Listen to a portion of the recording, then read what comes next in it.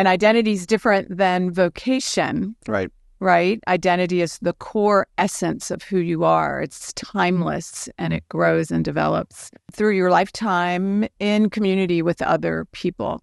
Welcome to the Leadership Currency Podcast, the podcast dedicated to helping leaders be free from the nonsense that keeps them from being their best self, centered around discussions about leadership development through the lens of ancient truth and timeless wisdom. And now your host, Dr. Doug McKinley.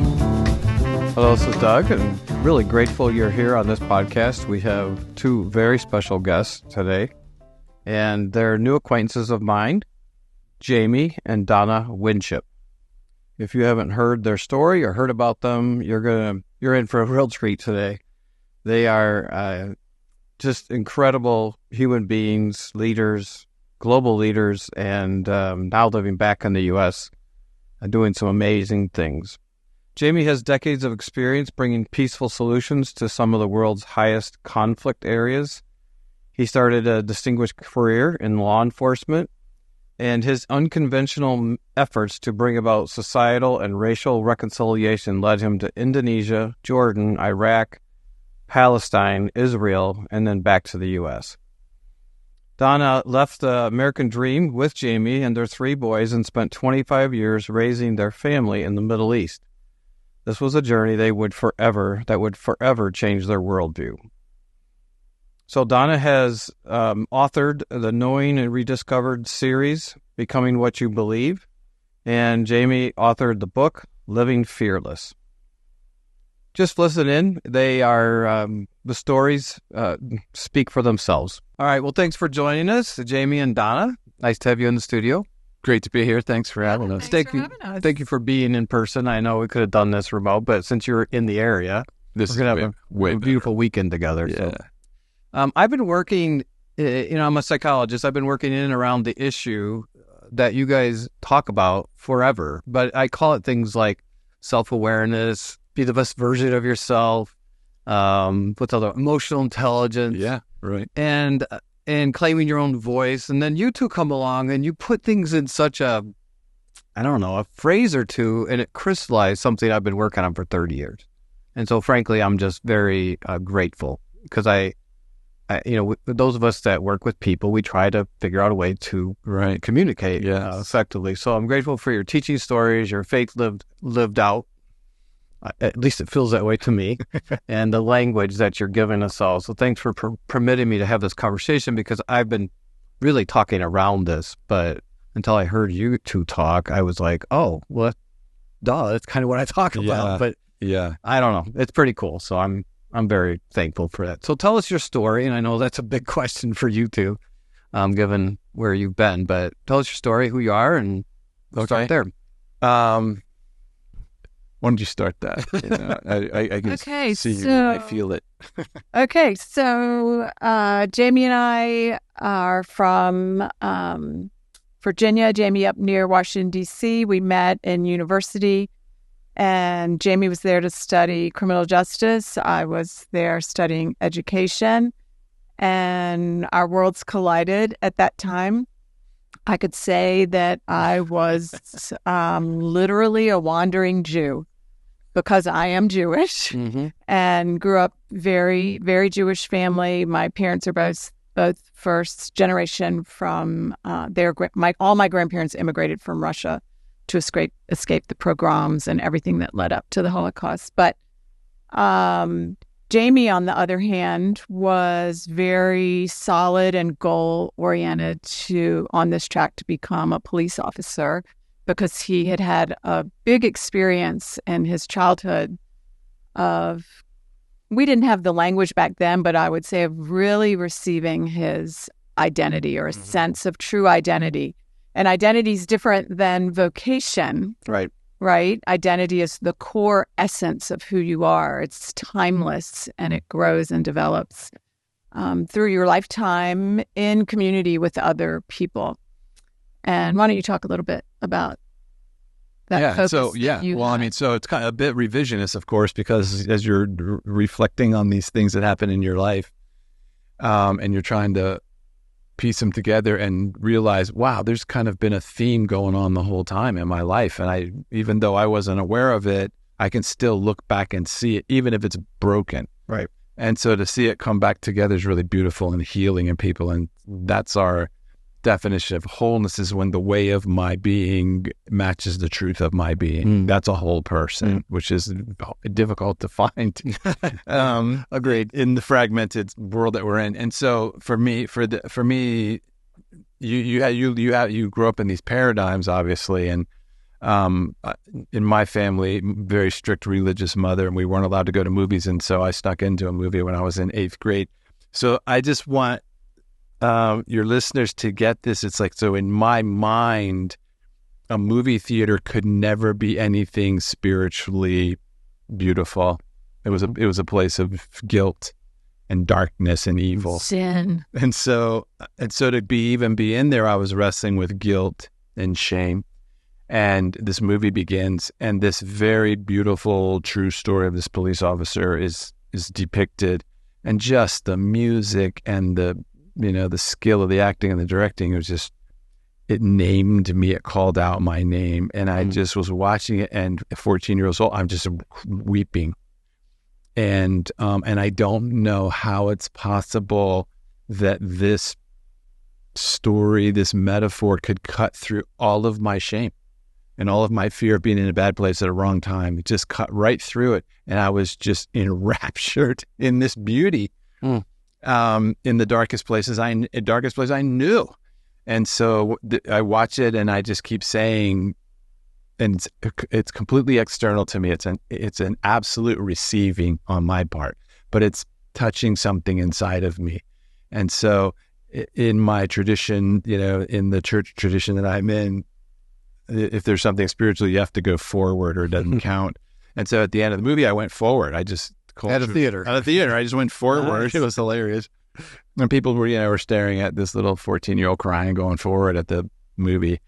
And I just climbed up on the little stage there, and I said, this is who I am, and I'm going to be this. Oh, my word. And it was a police officer, which, is of course a metaphor, because that's how life is. It's symbols and metaphors that we respond to that are far greater than what we know, but it gives us something to begin with. And so when I got to university and I meet Donna, I'd never met a Jewish person. And so I have this identity in my mind that I am a police officer, that I've always been one, actually. Wow. That the 8th grade was just like, oh, that's who you are. Which really means a lover of justice. Yeah, all kinds of things. Serving and protecting. But it gave me a way to live. It brought wholeness to my life, because then when my friends, started committing crime or getting involved in drugs or whatever, I just did it because I would have had to move away from the truth of who I was to participate. So it wasn't really a moral choice. It was more of it's a violation of who I am. Very powerful. Later, when I was a police officer talking to people on the street, this is how I would talk to them. I knew why they were doing what they were doing, and it wasn't because they were born with the identity of criminal or felon. So typically what happens is a police officer and the identity of police officer talks to a felon and the identity of felon, and you have two false identities communicating falsehood back and forth, and it creates immediate and constant conflict. And there's no way out of it. And it's our whole system. So, there's a remedy to that system, which is quite simple, but it needs to be taught in the police academy. Yeah, so when we met, our worlds kind of collided, and I was literally lost and wandering, not knowing who I am, what the big questions that everybody goes through, probably in their teenage years. But who am I? Why am I on this earth? And really got a sense of self. Didn't know the identity language back then, but really got a sense of self from what people thought of me. And It was very negative. Just relationships, family dynamics, it was just very negative. And so I'm trying to find this belonging and this sense of fitting in. And I'm just trying all these different groups, the smart people, the athletic people. And, it's the drug people that just accept everybody. You just have to smoke dope with them. Of course. They love you. You're in. And so I had kind of gone down that path and then met Jamie through a mutual friend, and he was so focused. So on purpose, yeah. And so purposeful and so confident. And and didn't just looked at me as a human being and not as an object, honestly. Yeah. And I had never experienced that before. A wandering Jew. I don't hear a lot of people say they're wandering Christians. Yeah, They're wandering Muslims. What a beautifully humble thing to say. You were curious. Yeah, I was very looking. curious about the world. Yeah. And you meet this guy who's already been given it a sense of confidence. It must have been, wow, I got all kinds of questions, but we'll go on. Well, I think one thing that was very interesting, like, so that happened, so because I had such a strong sense of who I was, I didn't understand her difficulty in getting it. Right. What's the problem here? Right. What do you mean you don't know who you are? But the identity thing that I learned from Donna, which prepared us later in life to be a team that works in a violent Muslim context, right, was the fact that I didn't understand how much of an identity Judaism was to her. And that even when she understood the truth of identity and that it wasn't sourced in Judaism, she still felt like she couldn't have it because it would violate that identity. So she said to me after we had a long discussion about it, she said, what you're saying about identity and all of that is true, but I would be the only Jew that ever believed it. This is the kind of deception people operate in. And she said, therefore, I cannot, even though I know it's true and it's beautiful and it's everything I've ever wanted, I cannot do it because I'll betray my people. So her identity was that strong, even though she was a wanderer. And that identity, it was based similar to what Jamie said pre his movie theater experience, his movie theater conversion. It was based a lot in guilt and shame, right, because when you have so many family members, ancestors slaughtered through the ages just by the mere fact of their religion or, Judaism's kind of religion, race. Right. That there's a lot of guilt because you somehow made it and were born and survived, and you better follow all these rules and you better make sure your children, and it's all based on laws and traditions and keeping kosher and, all these things. And it's sourced in guilt. Yeah. And a lot of men would be very impatient with that. Like, well, that's just silly. Why would you believe that? How was he? Was he understanding? She had to like calm me down. She did. And she did. Good. I feel like good. We're going to be friends. She did. Yeah. It was sort of like I told her she was going to hell and she told me to go to hell. And that's how we kind of got on the right plane. Yeah. We got level side. We got a level there. So, but it was interesting because what it helped me do, really as a white male Christian background, it really opened my eyes to, wow, there's identities out there that are deeply meaningful to people, and you don't just come in and explain something to them and they switch. And so later in our life, when we started working with Muslims in the Muslim world and the great conflict there, they actually, when we would be having a conversation about identity, they would know immediately that Donna was different from me. They could tell she had a deeper understanding of their dilemma in the world than me, without knowing she was Jewish or my background. They would say it to her. It was an aura, They knew it, that she understood identity at a deeper level than I did. Based on their cultural, enculturation of that. They could tell, for me, they would say, like, to you, it's just a change, like you just make a decision and you change. Right. It's not that way in this world, but and they would ask me, where's she from? She's different than you are. She understands that it's not just a shift in, I'm going to go a new intellectual way. And I assume both were useful. Like, some people would resonate more with they'd empathize more with you, and others would be like, oh, I want it to be. That's right. Right. Wow. Yeah. Right. Huh.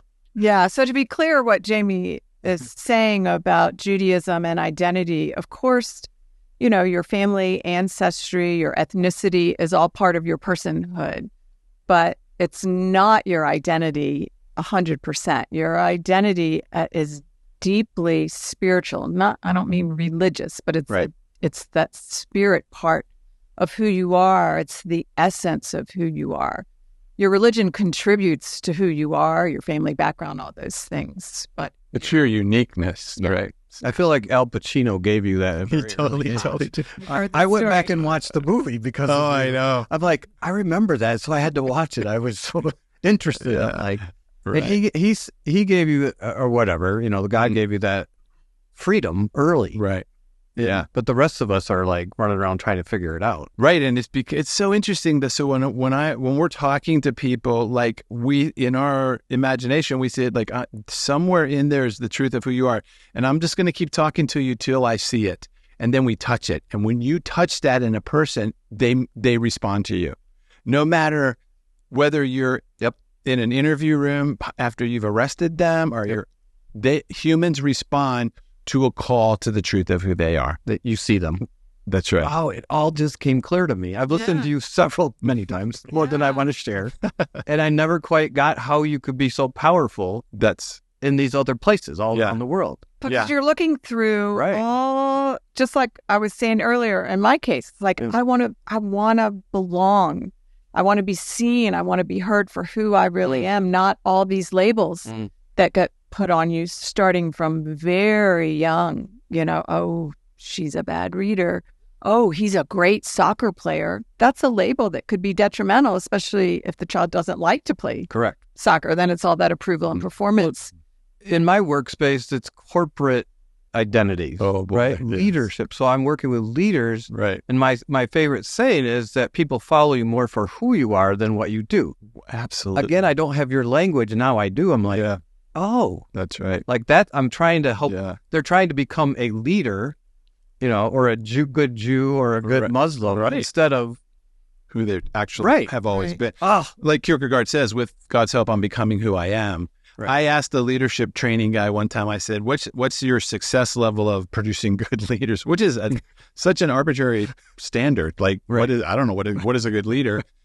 And but he had a metric, he said, like 60% or something like that. And I said, that's pretty high considering you're training false identities how to be good leaders. Right. I know.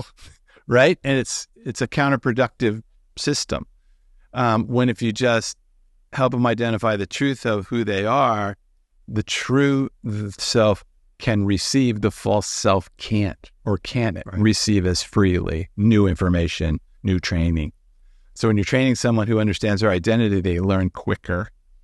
They're more open to the learning and the correction than a person who's self-protecting and self-promoting. Oh, my word.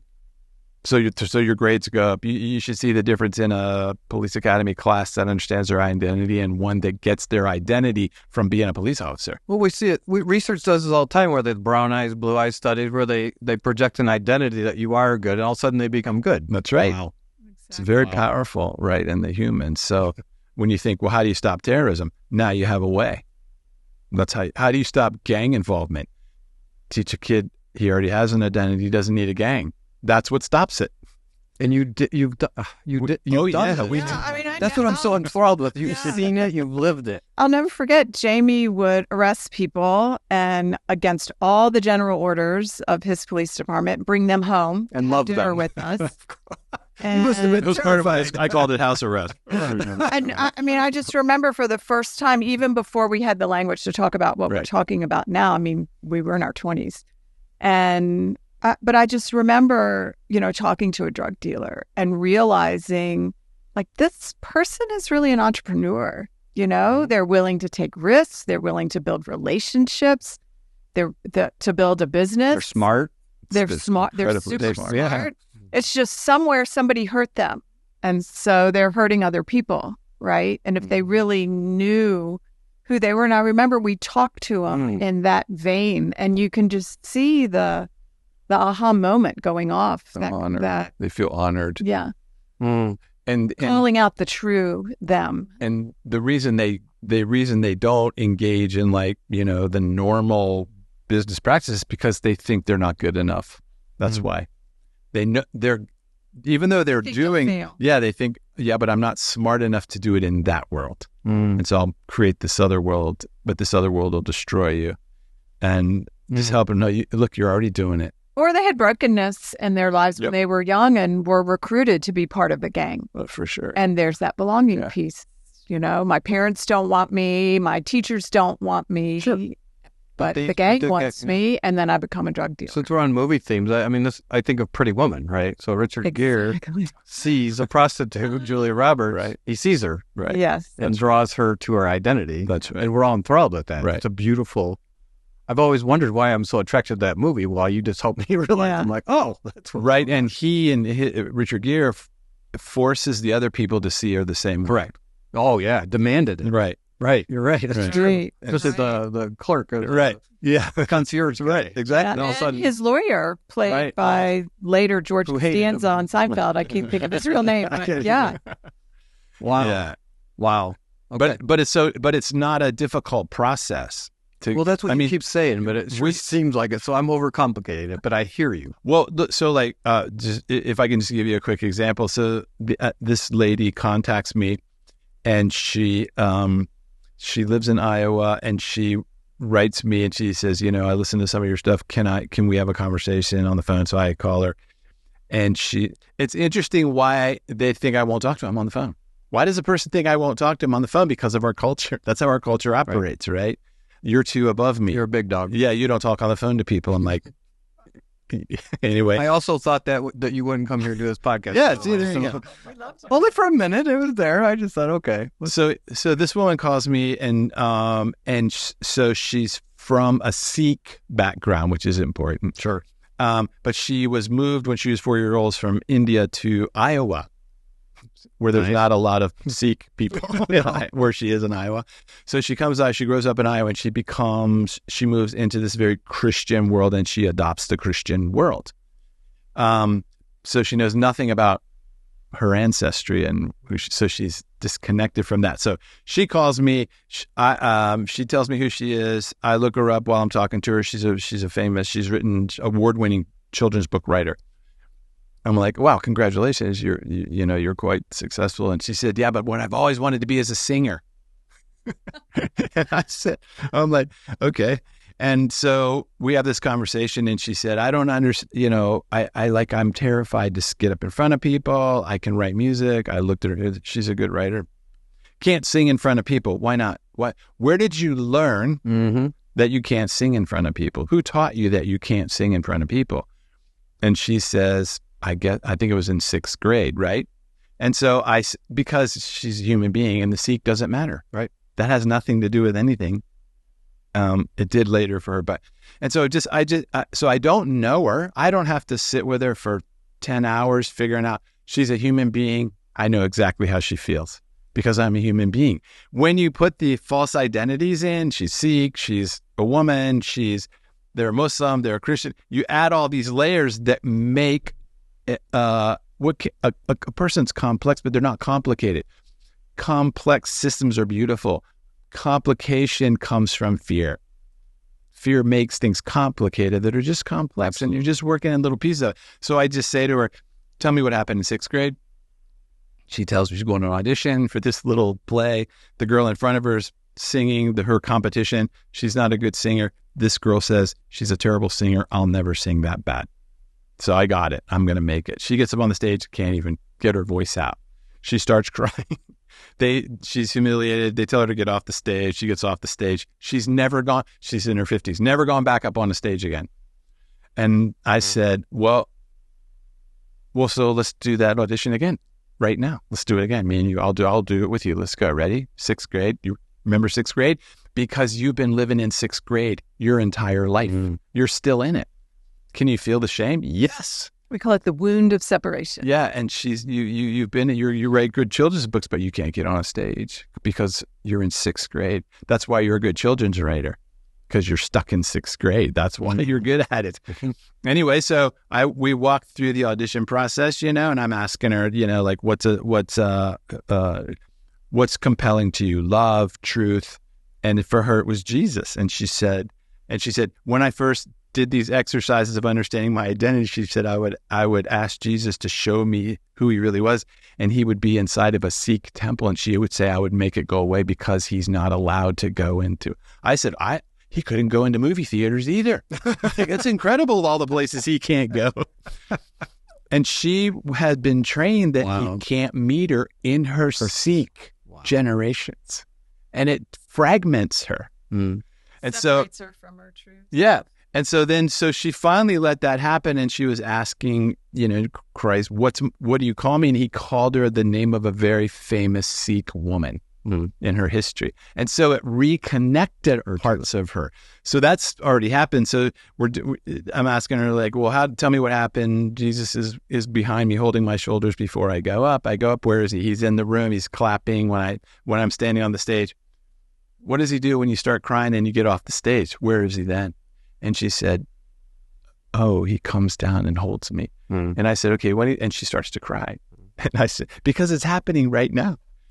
And it happens right then, right? It's all the same. And I said, what's he saying to you? And I knew, because I'm a human being, and I know he's telling me to get up there and sing again. And I'm like, well, why did you say no that day? Because he's been telling you that the whole time, and you keep telling him no. And so then I set up a scenario where she's going to come to a thing I'm doing, and she's going to be one of the vocals. Oh, so this is accountability, right? Now I'm going to like, okay, but it has to work in real life. So that's a nice, idea. Contemplative exercise. But now the real you, the beautiful Sikh woman, needs to come up there and sing from the identity that you really are. And so she's going to do that. So that's my only conversation with that woman was that short conversation. But because humans are human, and we're all afraid of basically being powerless and alone in a world that's fragmented, it doesn't. I don't have to hear their whole history to say, tell me what you're afraid of. What do you believe about yourself? And to get them to truth tell into mind change, into form change. That's all we're doing with them. And you could speak to this better than I'm going to explain it, I think. But Jamie was helping her get out of her amygdala, fight, psychologist. Fight, flight, or fight, like from the brain science perspective. And then that accountability, helping her to have an event where she can actually live out the identity. It's creating these new neural pathways to get her out of that stuck fear sixth grade mode. And it's such a beautiful, it's a deeply spiritual process, but it's a scientific process. Sure. Yeah. And we always say your present situation is not the source of your pain. So for her, that fear that she revealed to Jamie, it's something that you learned in your childhood when your belief systems were all being formed. And then we get stuck. We form a negative belief about ourselves because of some outside force. And then we get stuck there, and we get stuck in that childhood state. I read something recently in an article that said that it's people that we're not afraid of change, we're afraid of loss. That's great. That's really good. Change is part of every day. That's right. Whatever we feel like we have to lose. So I wonder what she was really afraid of losing. And I know, it was great. I'll send you the article. It was very good. Yeah. Well, I think I think your brain goes to what's the most familiar, even if the familiar is bad for you. And if you lose that thing, then you don't know who you are. Right. It's such a vulnerable feeling. It's such a lost feeling. And, I think Jamie and I run into it a lot in religious contexts, especially Christian contexts, of we just don't speak or live like kind of the typical, what you would think of a churchgoer. And people always ask us these questions and want to argue and prove and I'll bet they all do. this kind of stuff. Because they're afraid. Because they're afraid. Because if you take that theology away, it's scary. Are Muslims that way too? Or Jewish people that way? So it's that's what I'm saying. It unlocked for me. I'm like, we're all trapped in that. Right. People doesn't matter which religion. Exactly. People, so like when I got interviewed by the State Department, out of the police department, and they're like, asking me how I do this process with people. And that had to be fun. It was the most hilarious. I wish I was a little bit older when they were asking me. I could have been way more sarcastic, but I was too intimidated by the guy. But he asked me, can you do this in another country? And I'm like, I'm pretty sure they're the same. But really, we don't think they are. Mm-hmm. We think that person is different than me, which it's because we're so fragmented in our world. There's a mosque right over here, and I'm afraid to go there because I don't understand. I don't want to just be disrespectful. Right. I forget that they're just human. Totally. My daughter and I was in the room. I've talked about let's just go over there. Yeah, and I haven't done it. Yeah, And I'm being vulnerable. an agenda and just be curious. I'm capable of doing that, but what you're saying. I'm allowing myself to be afraid. It would be the greatest thing they ever experienced.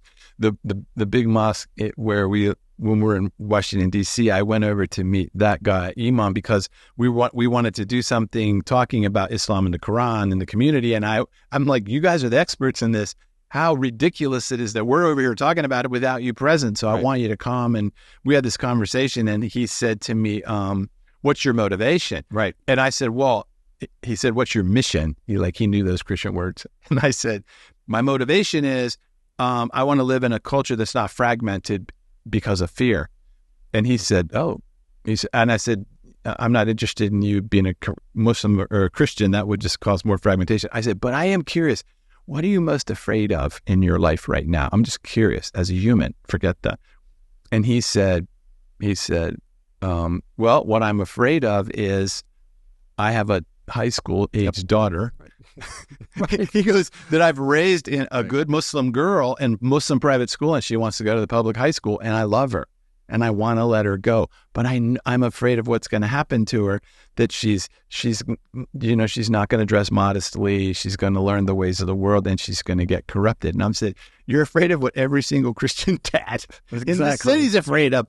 We're all afraid of that, right? Then I said, but tell me what it really means you believe about God, because that's the deepest thing. What does it mean? What's it say you believe about God or Allah? And he said, wow, I've never thought of it that way. He said, it means that I don't think God can take care of her in a public school. Right. And I said, that's what we believe. We don't think God is enough. Right. And so that means it's all on you. Right. And you can't do it. And see, we all just operate in that level of fear, and we're powerless, and we just don't know what to do. And that's the key statement. We don't think God is enough. Therefore, we're created in his image. Yeah. We don't think we're enough. Right. And then we act out in coping mechanisms, become our life source because we don't know who we are. We don't know. And it's just this stuck and alone. I'm not good enough. So I have to do this, this, and this. So I said to that imam, hey, I meet with a group of dads with kids in high school. We meet once a week and we talk about this kind of fear. We'd love for you to come. He was so thrilled to be able to go to something like that. It all makes sense to me. Doesn't it? It's so beautiful. It is. Right. It's relationship. Joyful relationship is the goal of the desire of every human being. Right. Just to be joyfully connected, attached to someone else, and everything else will flow from that. If that's your sole motivation, just pure joyful relationship, it would change the world. No agenda. We're just here to serve the other. Yeah, out of respect to the agenda for the weekend, I'm going to ask us to wrap up. But I think there's one phrase that you use that I borrow all the time now. Thank you. I didn't ask permission, but we know that people are motivated by fear if they're either self-promoting or self-protecting. Right. Where did that come from? And I can't tell you how freeing that is. So I've heard you talk about it, but not. Well, it came from. Actually, it's a long time ago when I was being interviewed by the State Department guy. He asked me, where did you learn this stuff? Where did you learn these? And I said, from the Gospels. That's where I learned it. And so for me, humans can't do what they've never seen. We have to have a model, right? So for me, the highest level model of a human I know of, whether I believe he's divine or not, is Jesus, as an example. And he's the example of Martin Luther King Jr. and Gandhi and all these. He's the example to all these amazing people that I revere. And so when I look at Jesus, the description of Jesus is that he's other-focused, self-emptying, unconditional love for his enemy. That's how he operates every day. Other-focused, self-emptying. What's the opposite of that? Self-protect, self-promote. And Jesus, one of the most dramatic things Jesus says is, I promise you that if you seek to protect your own life, you will lose it. Right. it's one of his greatest warnings that we don't even pay any attention to, because the whole goal of my life is to protect my life, which is guaranteed I'm going to lose it. Right. And so the counter to go into a place and to be a police officer who's other focused, self-emptying. I'm not self-sacrificing. I'm self-emptying. Unconditional love for my enemy. You get promoted.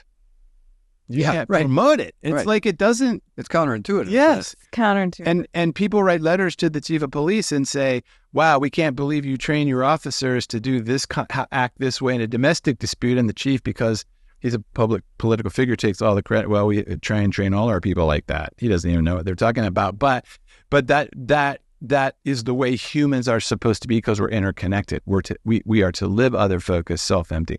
And the lie, the fear causes us to turn inward and self-protect and self-promote, which destroys us. So that's where it came from. It's really the counter of Jesus. And just seeing how Jesus is unoffendable. He's not weak like Jamie is describing, but all the different things, if you read through the gospel, that happened in his life, especially with the Pharisees and people trying to trap him, he's just unoffendable, and he doesn't protect himself. You guys quote Richard Rohr occasionally. Yeah. I saw you do that recently. I'm a big fan. I've read him for a long time. But he said that one time. And I told people, my mentor has this goal, and I'm afraid to even speak it out loud. I want to be unoffendable. Yeah. And he's talking about Jesus, right? I'm like, wow.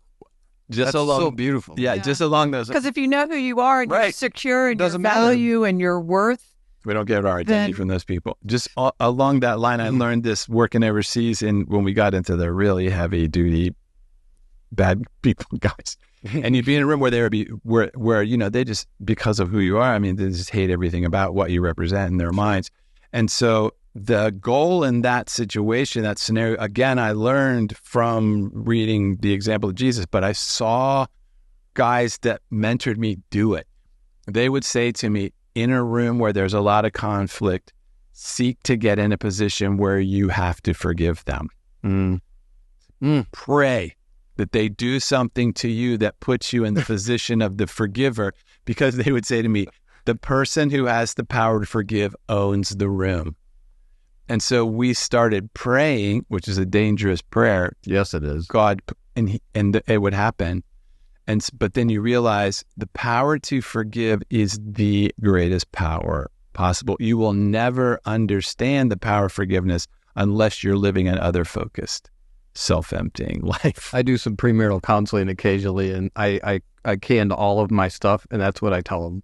Oh, well. You got to know how to fight well, and you got to know how to forgive well. Absolutely. And they're all like, oh, just trust me, you'll need it. They're listening to me right now. After the wedding, you will do it. Yeah. Well, it's been an absolute joy. We're going to spend the whole weekend together. It's just great. And thank you.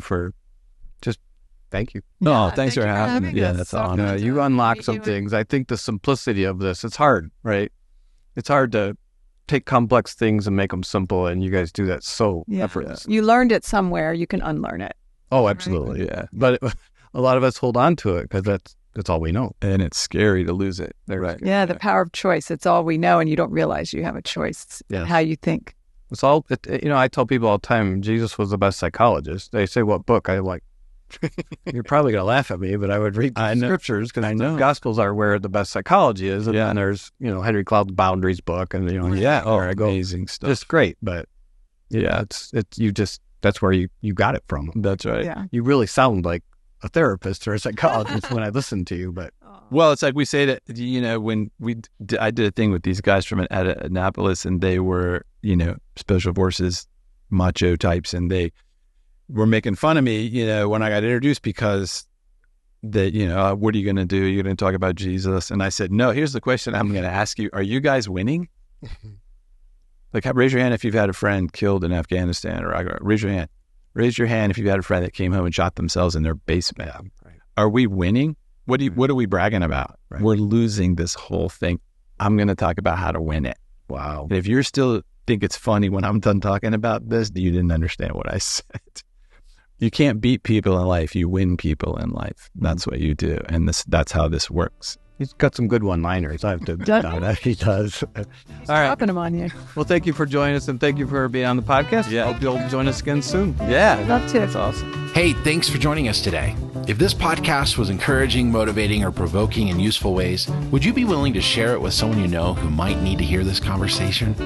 A review on your favorite podcast service is also always appreciated, and we'll see you next time.